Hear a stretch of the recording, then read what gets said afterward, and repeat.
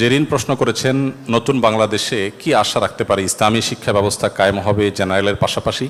দেখুন, দেশের সংখ্যাগরিষ্ঠ মানুষ যেহেতু মুসলমান, অতএব ইসলামী এবং জাগতিক শিক্ষার সমন্বয় সাধন করা এটা এদেশের মানুষের প্রাণের দাবি এবং আমাদের সবচেয়ে বড় প্রয়োজনগুলোর একটি বলে আমি মনে করি। বিনীতভাবে এটি আমি উপস্থাপন করতে চাই। আমরা আমাদের দেশের পাশাপাশি পৃথিবীর অনেক দেশকে এক্সাম্পল হিসাবে আমরা টানতে পারি। মালয়েশিয়ার কথা আমরা বলতে পারি যে সেখানে জাগতিক শিক্ষার পাশাপাশি ধর্মীয় শিক্ষা এর বিশেষ গুরুত্ব আরোপ করা হয়। তারা আমাদের চাইতে কোনো দিক থেকে পিছিয়ে নেই, বরং বেশিরভাগ দিক থেকে তারা আমাদের চাইতে এগিয়ে আছে। আমাদের দেশে কেন জানি এক শ্রেণী মানুষ মনে করে যে জেনারেল শিক্ষার পাশাপাশি যদি ধর্মীয় শিক্ষা বা নীতিনৈতিকতা এবং মোরালিটি শিক্ষা দেওয়া হয় তাহলে মনে হয় আমরা পিছিয়ে যাব। আমি বিনয়ের সাথে বলতে চাই, গত 50 বছর যাবৎ ইসলামকে পাশ কাটিয়ে আমরা এককভাবে জেনারেল শিক্ষাকে শুধুমাত্র বিশেষ গুরুত্ব দিয়ে ইসলামী শিক্ষাকে খুব সীমিত পরিসরের মধ্যে সীমাবদ্ধ রেখে আমরা এগিয়েছি। তাতে দেশ কতটা এগিয়েছে? বরং দেশের সংখ্যাগরিষ্ঠ মানুষের যে চিন্তা চেতনা আদর্শ, সেগুলো যদি তাদেরকে শেখার সুযোগ করে দেওয়া হয়, সেগুলোকে যদি দূর করা না হয়, সাধারণ মানুষের বিপুল অংশের আস্থা অর্জন করা সম্ভব এবং দেশকে আরও বেশি এগিয়ে নেওয়া সম্ভব। আমাদের শিক্ষিত হওয়ার চাইতে মানুষ হওয়াটা অনেক বেশি গুরুত্বপূর্ণ। আর ভালো মানুষ হওয়ার জন্য ধর্মীয় যে শিক্ষা রয়েছে, আদর্শ রয়েছে, এটার কোনো বিকল্প পথ আমাদের সামনে খোলা নাই। সেজন্য সময়ের অপরিহার্য প্রয়োজন এবং দেশের বেশিরভাগ মানুষই, আমরা জানি প্রত্যেকটা মানুষ, যতজন মুসলমান দেশে আছে প্রত্যেকটা মানুষই প্রায়, হাতে গোনা কিছু মানুষ হয়তো বাদ পড়বে, নিজের সন্তানকে ধর্মীয় শিক্ষা দেওয়ার জন্য তাকে নিজস্ব অ্যারেঞ্জমেন্ট করতে হয়। কেন আমাদের মূল কারিকুলামের মধ্যে তার প্রয়োজনীয় ধর্মীয় শিক্ষার ব্যবস্থা থাকবে না? যদি থাকতো তাহলে তাকে আলাদা অ্যারেঞ্জমেন্ট করতে হতো না। দেশের নাগরিকরা যেটা চায় সেটা যদি পূরণ করা না হয় তাহলে সেটা তো গণের আকাঙ্ক্ষার পূরণ হলো না। তো এই জায়গা থেকে আমার মনে হয় যে নতুন বাংলাদেশে অন্তত এই জায়গাটাতে আমাদের দায়িত্বশীল কর্তৃপক্ষ যারা আছেন তাদের কাছে বিনীতভাবে আহ্বান রাখতে চাই, তারা যেন বিশেষভাবে নজর দেন যে সাধারণ মানুষের সন্তানদের ধর্মীয় শিক্ষার জন্য তাদের আলাদা আলাদা নিজস্ব অ্যারেঞ্জমেন্টের জন্য প্রয়োজন না হয়। এবং আমাদের জাগতিক শিক্ষার সাথে সাথে তাদের নীতিনৈতিকতার শিক্ষা, আদর্শের শিক্ষা যদি থাকে তাহলে কিসের গ্যাংয়ের মতো যে অভিশাপ সেটা আমাদেরকে বইয়ে বেড়াতে হবে না। আমাদের জাগতিক শিক্ষার সাথে যদি দিনী শিক্ষার সমন্বয় থাকে, সংযোগ থাকে, তাহলে আমাদের সন্তানরা বকে যাবে না।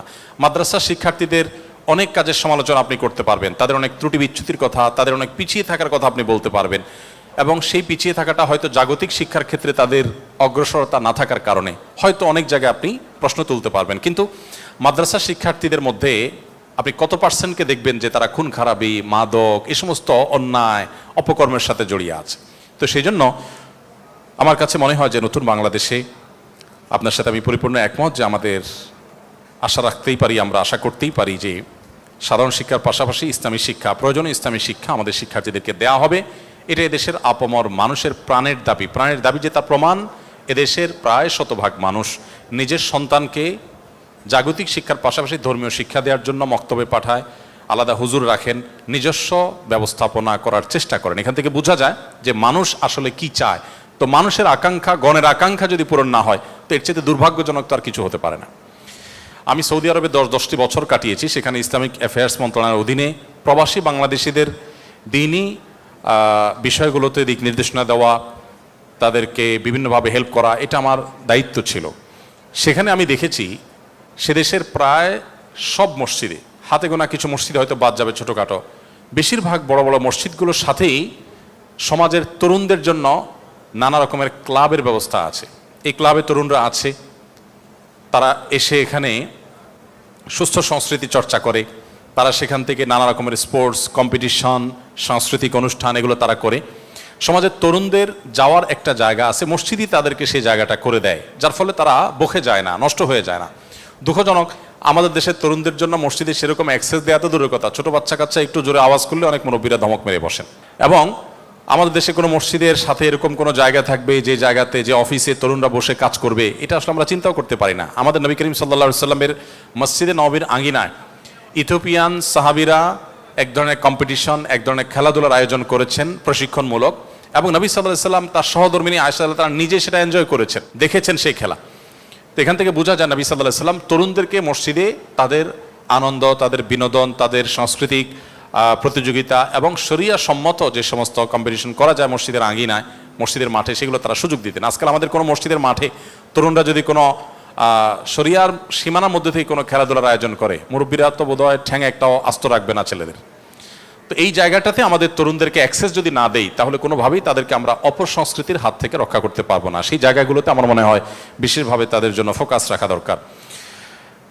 এরপর প্রশ্ন করেছেন সুমাইয়া সুলতান, আপনি লিখেছেন আগে কোরআনের অনেক সূরা মুখস্থ ছিল, কিন্তু আস্তে আস্তে এগুলো চর্চার অভাবে ভুলে গেছি, এতে কি আমার গুনাহ হবে? হ্যাঁ, আপনারা বিশেষ করে বিশ্ববিদ্যালয় পড়ুয়া অনেক ভাই বোনরা আছেন যারা একসময় কোরআনে কারিমের 2-4 পারা মুখস্থ করেছেন, অনেক হাফেজ আছেন, দুর্ভাগ্যজনকভাবে তারা এই পরিবেশে আসার পর আপনাদের কোরআনকে আপনারা ভুলে গেছেন।